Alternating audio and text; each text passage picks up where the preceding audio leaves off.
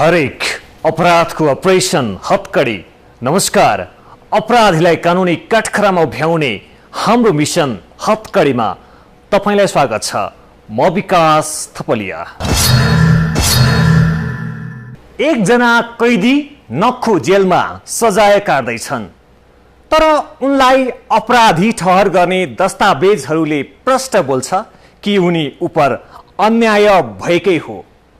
वर्षौंदेखि कारागार सजाय काट्दै आएका तिनी उपर जनताको अर्बौं रकम हिनामिना गरेको अभियोग लागेको छ। दस्तावेज भन्छ उनी निर्दोष छन्, अदालत भन्छ तिनी दोषी हुन्।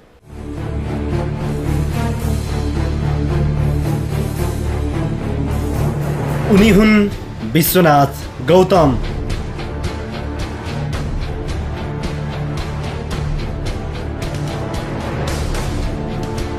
गौतम एस्युरेन्स युनिटी लाइफ इन्टरनेसनलको दैनिक कार्यव्यवस्थापनका लागि निर्देशकका रूपमा नियुक्त भएका हुन्।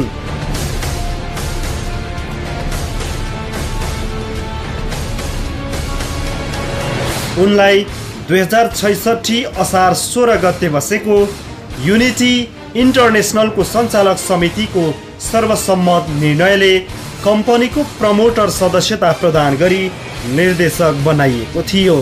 तर बिना इजाजत वित्तीय कारोबार गरेको, गैरकानुनी रूपमा नेटवर्किङ मार्केटिङ सञ्चालन गरेको जस्ता विषयमा युनिटी विरुद्ध मुद्दा दायर भयो।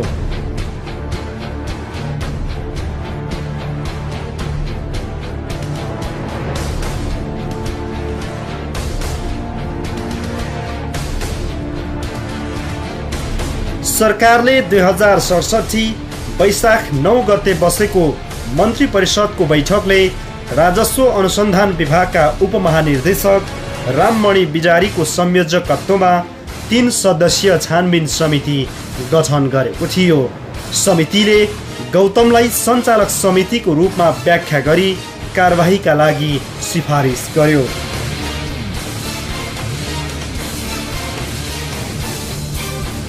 उनी लगायत सञ्चालन समितिलाई गैरकानुनी रूपमा बैंकिङ कारोबार सञ्चालन गरेको, प्रचलित कानुन र अनुमति बेगर नेटवर्किङ व्यवसाय गरेको, नेपाल राष्ट्र बैंक, नेपाल धितोपत्र बोर्ड र बीमा समितिबाट कारोबारको स्वीकृति नै नलिई सञ्चालन गरेको भन्दै ठगी तथा बिना इजाजत कारोबार गरेको देखिएकोमा प्रचलित कानुन अनुसार कारबाहीका लागि सिफारिस गरेको थियो।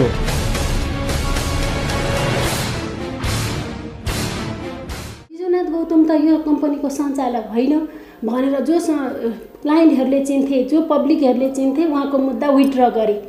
जहाँ उहाँको बारेमा जानकारी थिएन त्यहाँ मुद्दा चल्यो। त्यसो भइसकेपछि हामीले होइन, उहाँले आफ्नो विभिन्न बयान बहसको क्रममा म सञ्चालक होइन, म त्यहाँको सामान्य कर्मचारी मात्रै हो भनेर भनि नै रहनुभयो। तर अदालतले सुनेन र 5वटा अदालतमा उहाँले सफाइ पाउनु भएको छ।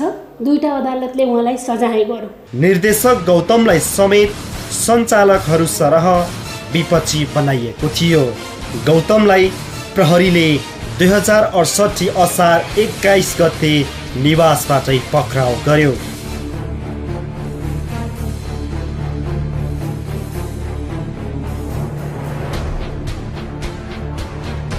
जिल्ला अदालत ललितपुरले उनीहरूको विरुद्ध फैसला गर्दै 2070 चैत 17 गते 3 वर्ष कैद र 8 करोड जरिवाना तथा सोही अनुरूपको बिगो असुल्न फैसला गरेको थियो।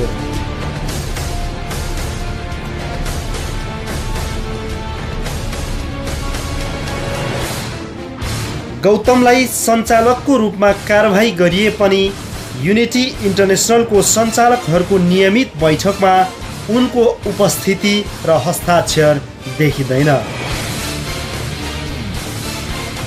कम्पनी रजिस्ट्रारको कार्यालयमा दर्ता भएको युनिटी इन्टरनेसनल नामक कुनै पनि कम्पनीहरूमा विश्वनाथ गौतम सञ्चालक समितिमा रहेको देखिँदैन।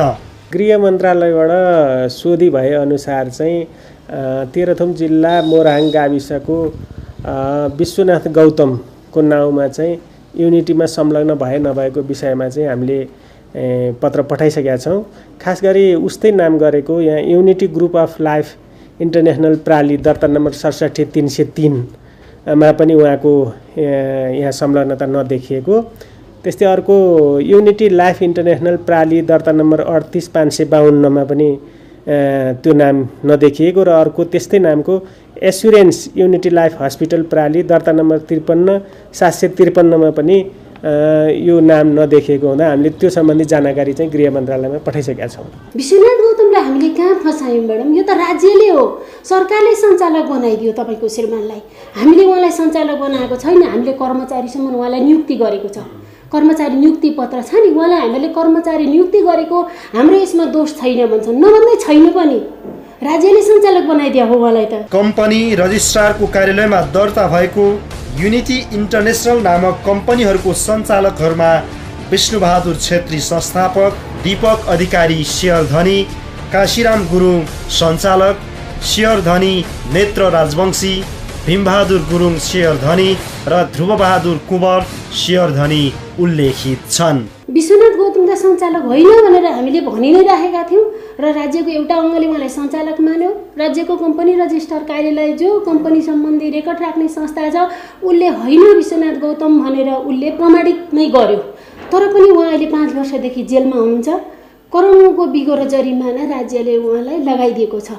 जहाँसम्म विश्वनाथ गौतम निर्दोष हुन् अथवा दोषी हुन् भन्ने सन्दर्भलाई हेर्ने हो भने त्यो अधिकार सम्पन्न अदालत, अधिकारप्राप्त अदालतबाट सबुत प्रमाणको आधारमा दोषी निर्दोष ठहरुने अवस्था हो। नेपाल सरकारको तर्फबाट मुद्दा अभियोजन गरिएको छ निज समेतका विरुद्धमा र अदालतबाट चाहिँ नि निज उप चाहिँ नि कसुरदार देखिने सबुत प्रमाण भयो भने कसुरदार ठहर हुन्छ, निर्दोष देखिने अवस्था भयो भनेदेखि चाहिँ नि सफाई पाउने अवस्था हुन्छ। जहाँसम्म गृह मन्त्रालयले कानुनी निजको हकमा दायर भएको मुद्दा फिर्ता लिने भन्ने सम्बन्धमा कानुनी राय माग गरेको प्रश्न छ। मुद्दा फिर्ता लिने सम्बन्धमा भएको कानुन र कार्यविधिलाई हेर्ने हो भने यो मुद्दा सुरु तहमा र एकजना मात्रै प्रतिवादी भएको हकमा त्यस्तो मुद्दा फिर्ता हुन सक्ने नसक्ने सम्बन्धमा विचार हुने अवस्था हो। विश्वनाथ गौतम लगायतका व्यक्तिहरू त्यस मुद्दामा चाहिँ नि अभियोजन गरेको अवस्था देखिन्छ। निजको विरुद्धमा मात्रै अभियोजन गरेको नभई निज लगायतका अन्य व्यक्तिहरूको सम्बन्धमा यो मुद्दाहरू चाहिँ किन दर्ता भएको छ। त्यसकारणले कुनै मुद्दामा एकजना व्यक्तिलाई मात्रै त्यो मुद्दाबाट फिर्ता गर्ने अवस्था कानुनले दिने अवस्था होइन भने यसमा के छ अर्को कुरा भनेदेखि चाहिँ नि मुद्दा पुनरावेदन तहमा विचाराधीन अवस्थामा रहेको छ भने पनि मुद्दा फिर्ता हुँदैन। सुरु तहको अवस्थामा सुरु तहमा चाहिँ मुद्दा रहेको हुनुपर्छ। प्रधानमन्त्री तथा गृहमन्त्रीको कार्यालयले समेत चासो नदेखाएको भने होइन। मुद्दाको फिर्ताको सम्बन्धमा महान्यायाधिवक्ताको कार्यालयमा समेत राय माग गरी पहल हुन थालेको थियो। एउटा नागरिक भनेको एउटा देशमा उसले आफू बाँच्न बस्न उसको सुरक्षाको महसुस गर्न पाउनुपर्छ। तर यो देशमा नागरिकको कदर भएन। मैले महान्यायाधिवक्ताज्यूसँग के पनि भने म यो देशको नागरिक हो भने मलाई न्याय दिनुहोस्, होइन भने म कुन देश जाउँ त्यो कुरा बाटो दिनुहोस् भने। दोषी हो या निर्दोष हो भन्ने कुरो सक्षम अदालतबाट निर्धारण हुने कुरा हो कि त सुरुमै अभियोजन गर्दाको अवस्थामा सबुत प्रमाणबाट निज निर्दोष देखिएको अवस्थामा मुद्दा नचल्ने अवस्था हुन्थ्यो। अब त्यो चरण पार भइसक्यो। मुद्दा चलेर ट्रायल कोर्टबाट चाहिँ अथवा सुरु अदालतबाट फैसला भइसक्यो र यो चाहिँ मुद्दा के छ भने पुनरावेदनमा विचाराधीन छ। त्यस कारणले के हुन्छ भनेदेखि चाहिँ नि दोषी निर्दोष भन्ने कुरा हामीले चाहिँ मनोगत रूपमा भनेर भएन। सक्षम अदालतले सबुत प्रमाणको आधारमा निर्दोष देखिएको अवस्थामा सफाई पाउने अवस्था हुन्छ। महान्यायाधिवक्ताको कार्यालयले सरकारी मुद्दा सम्बन्धी ऐन 2049 को हवाला दिँदै मुद्दा फिर्ता लिन नसकिने आशय सहितको पत्र थमायो। सरकार बादी भई पुनरावेदनमा मुद्दा विचाराधीन छ।